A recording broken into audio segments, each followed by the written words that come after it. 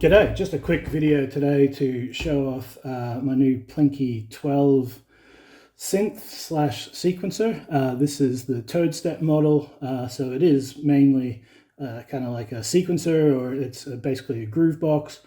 And yeah, it's really cool. It can do a lot of stuff. So here's just a pattern that I made.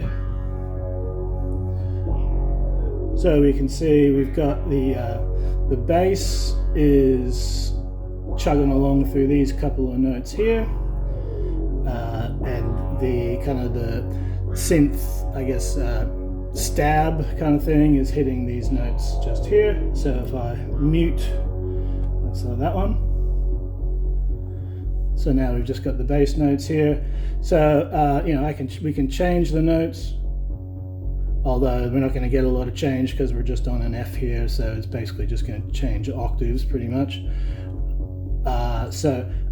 We can put in some more notes if we want to. So there we go, we're getting some more notes. So now I've just gone to the synth down page, which is where you get all your synth parameters. So there's adjusting the filter. We can adjust the envelope. I'll make it nice and punchy. Here we got our resonance.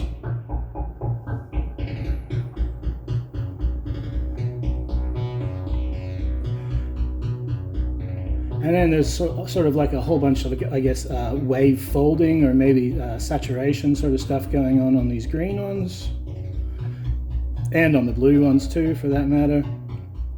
So they're all different modifiers of the sound. And if we go to the other synth page, this is where we've sort of got the mix. So we've got our EQ, general volume, the reverb, so you can turn the shimmer right off. This is the reverb send, this is the delay send, this is the delay feedback and time, this is the volume of that track. But what's really cool is, say if we go back to synth down, you can use two fingers and you can kind of, these parameters will change over time. So this is the octave, right? So now you can hear how it's jumping back and forth between the different octaves, and I can change. So now it's not going to go as high. We can kind of, it's a little bit, I find it a little bit tricky to clear that modulation. We sort of got to drag over it to get it back. Okay, so that's a little bit fiddly. And yeah, so that's sort of like the synth parameters that you can change. So let's go back to, let's turn this stab back on. Let's turn that one off. So now we can see, go back to note, and we can see what this one's doing. So here it's playing sort of some different notes. So jumping between just an F and a B, or an F sharp, I should say, and a B. Yeah, you can put more notes in. And that's cool. So you can speed this up. So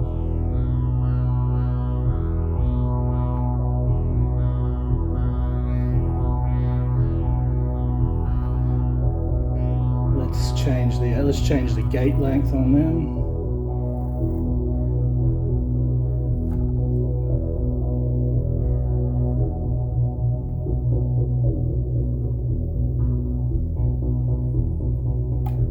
Note, we'll turn B back on again. So you see, so the bass hasn't sped up, but the sort of like those little stabs have.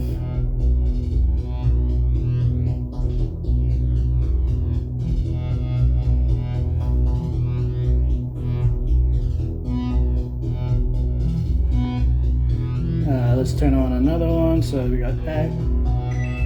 So this is where I've got my sparkly little, I've got a, notice how I've got two patterns running here. So pattern 1 is running into pattern 2. Pattern 2 actually only goes for like sort of 4 steps. But I do have, so you'll see when it goes to pattern 2, it's switching to a random, right? So let's just turn these ones off. So pattern 1's just going straight through this sequence. But pattern 2, when it clocks over, you can see it's going random, random, random. So you can just, if I don't want pattern 2 to play anymore,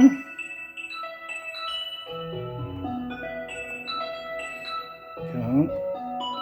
Alright, so now it's just gonna loop pattern 1, and you can make that random by just pressing here. We can go down in octaves.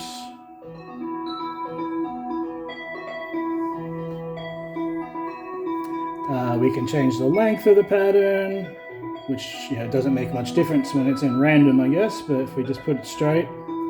So now we've got a 6-part pattern, it's only going that far.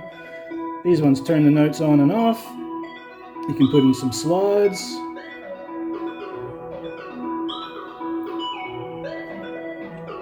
And let's turn the bass back on.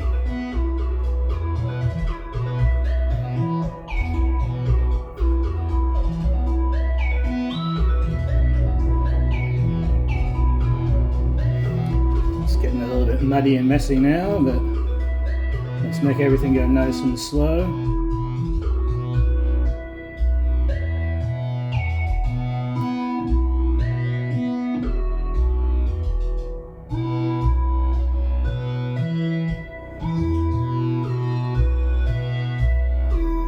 You can transpose, so for when we're in note, we can just go like this and everything will go up.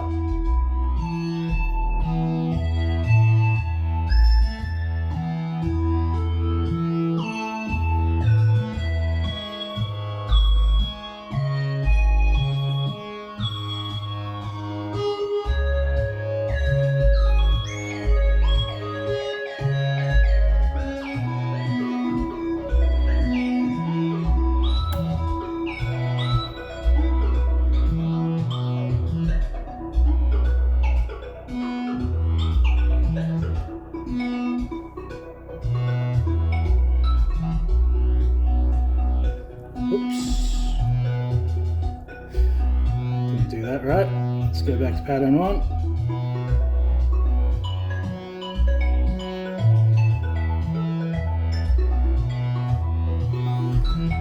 Yeah, so you can change sounds as well. So if you go to this one, then we're in our presets. So you've got sort of like your banks over here, and then these are all the preset sounds. So if I want to change the sound of that one,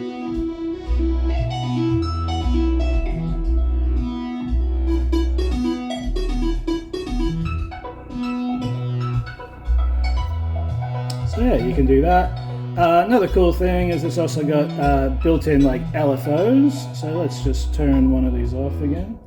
So if I'm in synth mode and I click one of these buttons, I've now got like an LFO that I can use, right? So I can record the LFO by dragging them along here. So now you're going to see it's sort of like looping that LFO shape. You can slow it down or you can speed it up, so you can get a really quick or slow LFO.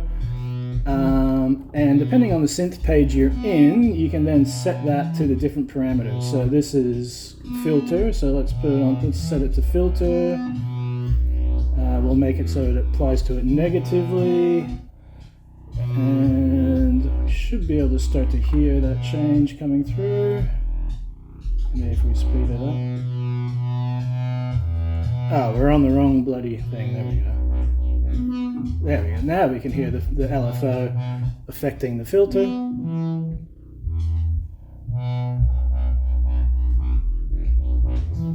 And you can set that to any parameter, really. So I can set it to the pitch.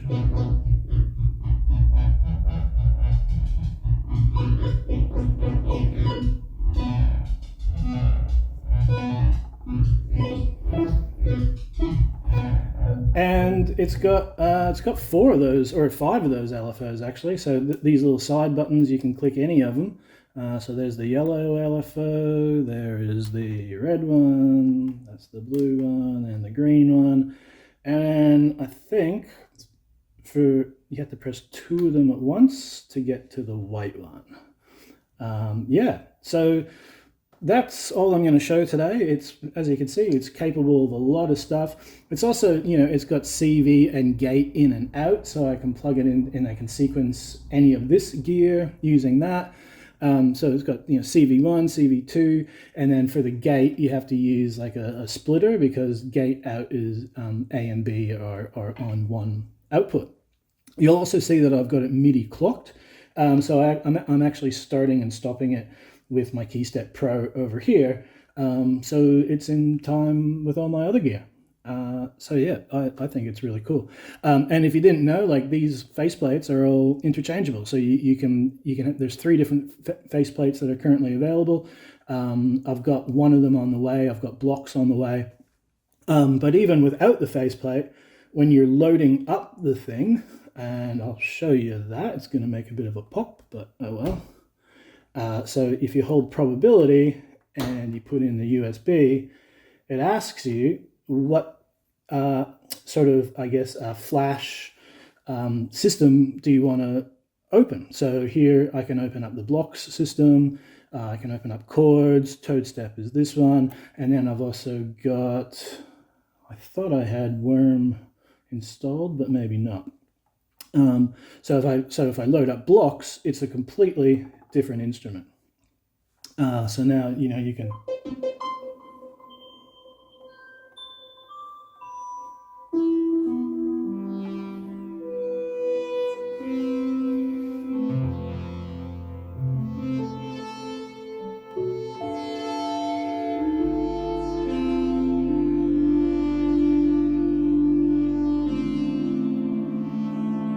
Which I'm not very good with, obviously.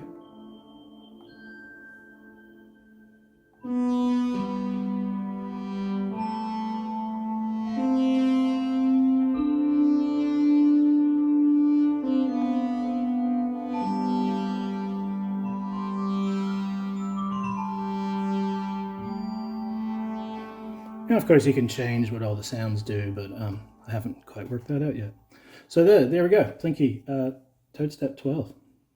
Or Plinky 12 Toadstep. I dig it.